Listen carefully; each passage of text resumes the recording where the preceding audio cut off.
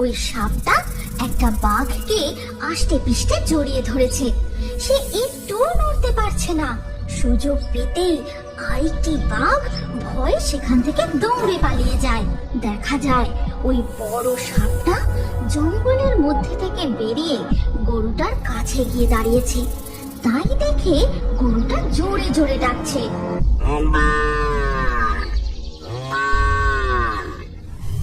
আজ থেকে বহু বছর আগেকার কথা। সুন্দরবনের গভীর জঙ্গলে বাসা বাঁধে এক বিশাল আকৃতির সাপ। সাপটি যেমন বড় তেমনি ভয়ঙ্কর। গভীর জঙ্গলের মধ্যে সে নিঃশব্দে শিকার করে। ভয়ে তার এলাকায় বাঘ পর্যন্ত যেতে সাহস পায় না।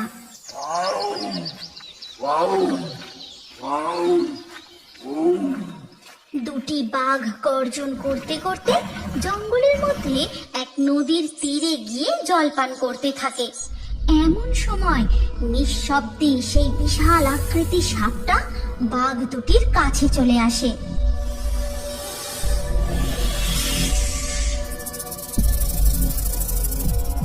বাঘ দুটো সাপটাকে দেখতে পেয়ে জোরে জোরে গর্জন করতে থাকে।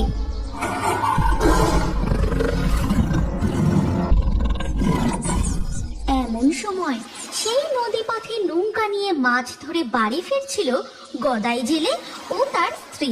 আর এই দৃশ্য দেখে কনক বলে ওঠে, ওই গো, ওই দিকে তাকিয়ে দেখো, বাপরে বাপ, কি বিভৎস দৃশ্য! হে ভগবান, এ তো ওই সাপটা। কি বিশাল আকৃতির দানবীয় চেহারা সাপটার। আজ মনে হয় সাপটা বাঘ দুটোকে, বাঘগুলোর আর রেহাই নেই। সাপটা পথ আটকে দাঁড়িয়ে থাকে। বাঘগুলো পালাতে না পেরে গর্জন করতে থাকে। আমাদের এই এলাকায় নৌকার গতি আস্তে করা উচিত হবে না। তুমি তাড়াতাড়ি এখান থেকে চলো। আস্তে, চুপ চুপ, ধীরে কথা বলো, শব্দ করো না। আরেকবার ওই দিকে তাকিয়ে দেখো গিন্নি। কনক তাকিয়ে দেখে ওই সাপটা একটা বাঘকে আষ্টে পিষ্টে জড়িয়ে ধরেছে। সে একটুও নড়তে পারছে না। সুযোগ পেতেই আরেকটি বাঘ ভয়ে সেখান থেকে দৌড়ে পালিয়ে যায়। বাঘটার ভাগ্যে যা লেখা ছিল তা হয়ে গেছে। আমাদের একটুও শব্দ করলে চলবে না। নিঃশব্দে এখান থেকে নৌকা নিয়ে এগোতে হবে। সুন্দরবনের গ্রামবাসীরা ওই ভয়ঙ্কর সাপের ভয়ে জঙ্গলে যাওয়াই বন্ধ করে দিয়েছে। এখন তারা শুধু নৌকায় করে নদীতে মাছ ধরে কোনো রকমে জীবিকা নির্বাহ করে। গদাই অনেকটা এগিয়ে এসে তারপর তার জালটা আবার নদীর জলে ফেলে। গিন্নি, এই জালে মনে হয় অনেক মাছ পড়েছে গো। জালটা বেশ ভারী, আমি তাড়াতাড়ি জালটা তুলি।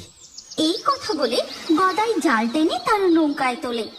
এমন সময় হঠাৎ খুব জোরে ঝড় ওঠে। মুষলধারে বৃষ্টি শুরু হয়। উফ, কি জোরে বৃষ্টি শুরু হলো রে বাবা। আবহাওয়ার যা পরিস্থিতি, আর মনে হয় মাছ ধরা হবে না। হ্যাঁ গো, এই ঝড় বৃষ্টিতে আমাদেরও আর নদীতে থাকা ঠিক হবে না। আর যা মাছ উঠেছে তাই নিয়েই ফিরে যাই, চলো। ঝড় বৃষ্টির মধ্যেই গদাই তার নৌকা নিয়ে এগোতে থাকে। এমন সময় হঠাৎ তার নৌকাটা জোরে দুলে ওঠে। এ কি হলো?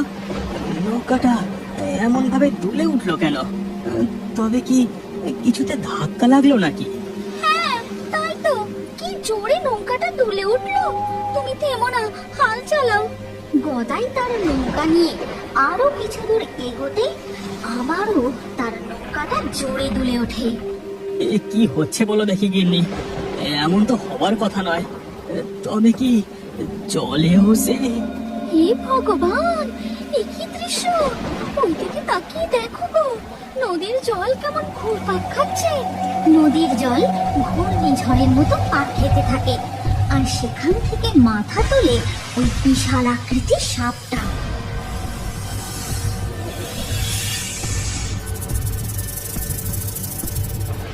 এবার কি হবে? এবার কি হবে গো? তুমি ভয় পেও না গিন্নি, আমি কিছু একটা করছি। এই কথা বলে গদাই তার জালটা নিয়ে সাপটার উপর ছুঁড়ে দেয়। সাথে সাথেই সাপটা জলে ডুবে যায়। আর এই সুযোগে গদাই কোনো রকমের নৌকা চালিয়ে দ্রুত তাদের গ্রামের ঘাটে ফিরে আসে। তারপর তারা দুজন নৌকা থেকে নেমে মাছের হাঁড়ি নিয়ে বাড়ির দিকে হাঁটতে থাকে। এরপর কেটে যায় বেশ কিছুদিন। একদিন সকালে, কতদিন বৃষ্টির পর আজ একটু রোদ বেরিয়েছে, যাই গরুটাকে গিয়ে একটু মাঠে বেঁধে দিয়ে আসি। এই বলে মিনতি তার গরুকে নিয়ে মাঠের দিকে যায়। তারপর তাকে বেঁধে দিয়ে বলে, কপিলা, তুই ঘুরে ঘুরে ঘাস খা, আমি জঙ্গলের ভিতর থেকে কটা কাঠ কুইরে নিয়ে আসি, রান্না করার সব কাঠ চাই যে।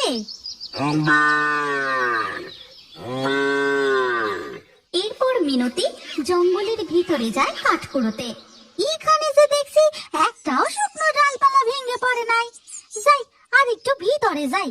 মিনতি জঙ্গলের আরো ভিতরে ঢুকতেই দেখে সেখানে চারিদিকে সাপের মাটির ঢিপি। সেই ঢিপির মধ্যে থেকে সাপ বেরোচ্ছে, আবার কোনো ঢিপির মধ্যে সাপ ঢুকে যাচ্ছে। হে ভগবান, সুন্দরবনের জঙ্গলের এই কি দৃশ্য! চারিদিকে যে সাপের বাসায় সেয়ে গেছে। এইসব তার মানে ওই বড় দানবীয় সাপটার জন্য হয়েছে। এমন সময় হঠাৎ মিনতি তার গরুর ডাক শুনতে পায়। দেখা যায় ওই বড় সাপটা জঙ্গলের মধ্যে থেকে বেরিয়ে গরুটার কাছে গিয়ে দাঁড়িয়েছে। তাই দেখে গরুটা জোরে জোরে ডাকছে।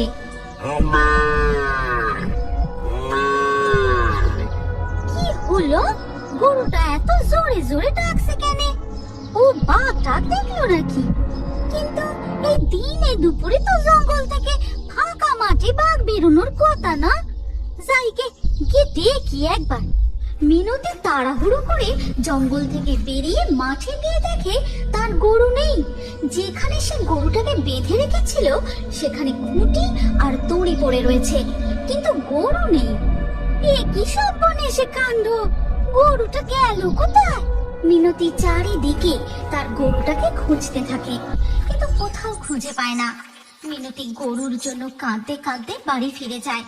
এরপর জঙ্গলের মধ্যে দেখা যায় ওই দানবীয় সাপটা কাল নাগের রূপ ধারণ করে।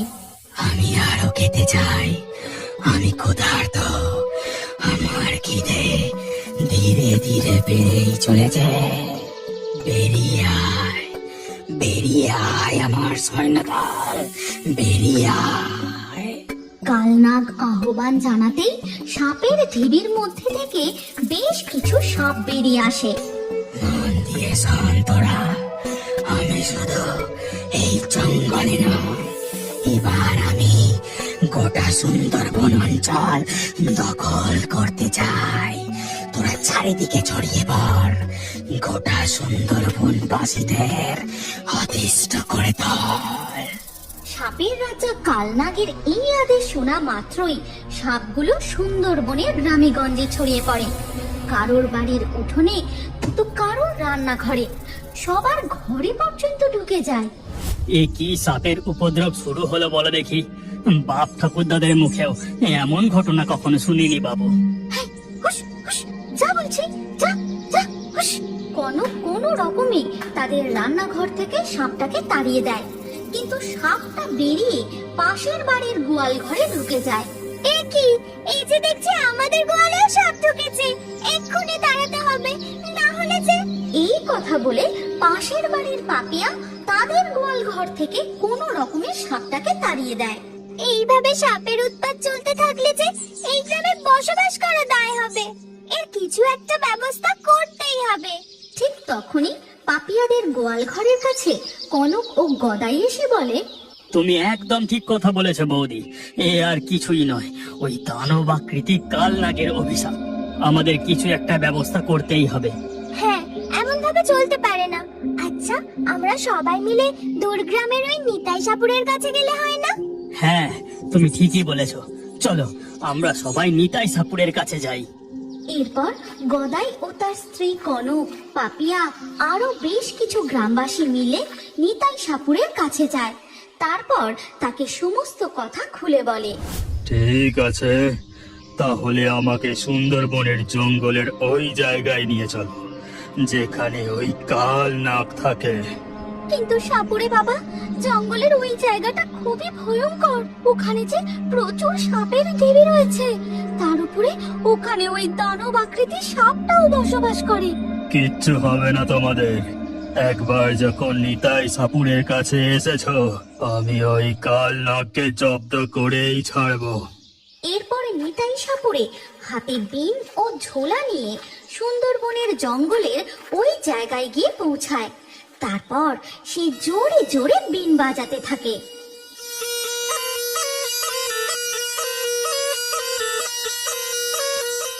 বিনের আওয়াজে ওই দানব আকৃতির সাপটা বেরিয়ে আসে।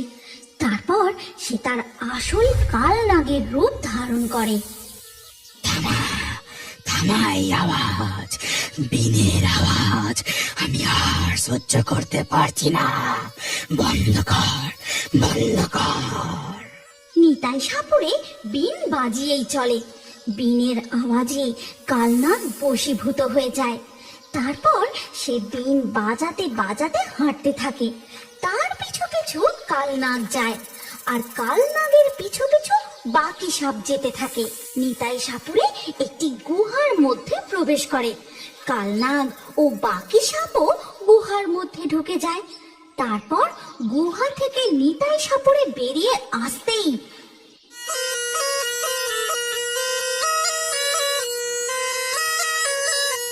বিনের আওয়াজে গুহার দরজা চিরতরে বন্ধ হয়ে যায়।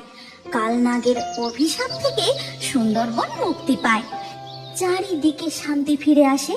গ্রামবাসীরা নির্ভয়ে জঙ্গলে যায়, মাঠে গরু বাঁধে, নদীতে মাছ ধরতে যায় ও বাঘেরাও নদীর জলে মুখ দিয়ে শান্তিতে জল পান করে।